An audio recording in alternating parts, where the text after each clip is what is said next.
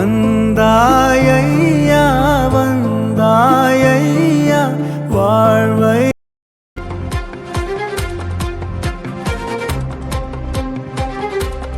நண்பர்கள் அனைவருக்கும் இனிய காலை வணக்கம். நண்பர்களே, இன்று முதல் பார்த்திங்கன்னா போர்டு தியரி எக்ஸாம் அக்டோபர் 2025 வந்து ஆரம்பிக்குது.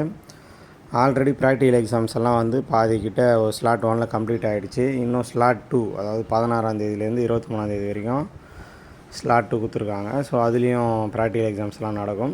தியரி எக்ஸாம்ஸ் பார்த்திங்கன்னா இன்று முதல், அதாவது 4/11/2025 முதல் 15/11/2025 வரை மொத்தம் ஒரு 11 டேஸ் இருக்குது. இதில் சண்டே போகும், மற்ற நாளெல்லாம் போர்டு எக்ஸாம் வந்து நடக்கும்.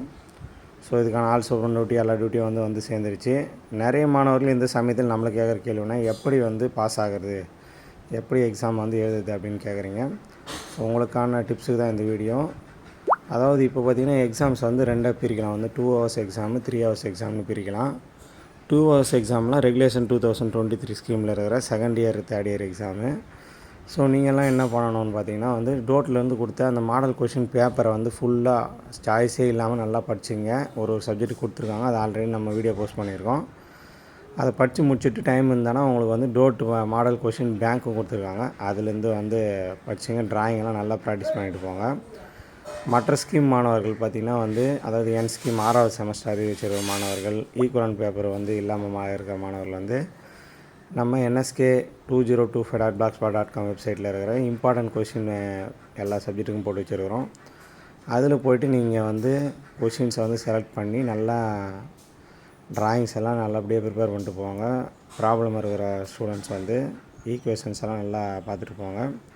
ஸோ எக்ஸாம் எழுதும் போது பிளாக் பென் அப்படி இல்லைனா ப்ளூ பெனில் தான் எக்ஸாம் எழுதணும். பென்சிலில் தான் ட்ராயிங் பண்ணணும். இல்லை நீங்கள் இம்பார்ட்டண்ட் பாயிண்ட்டுக்கு வேணால் நீங்கள் வந்து பென்சிலை வந்து நீங்கள் அண்டர்லைன் பண்ணலாம். இல்லைன்னா வந்து பிளாக் பெனில் வந்து இம்பார்ட்டன்ட் பாயிண்ட் ப்ளூவில் எக்ஸாம் எழுதி ஹெட்டிங் பிளாக்கில் கூட எழுதலாம்.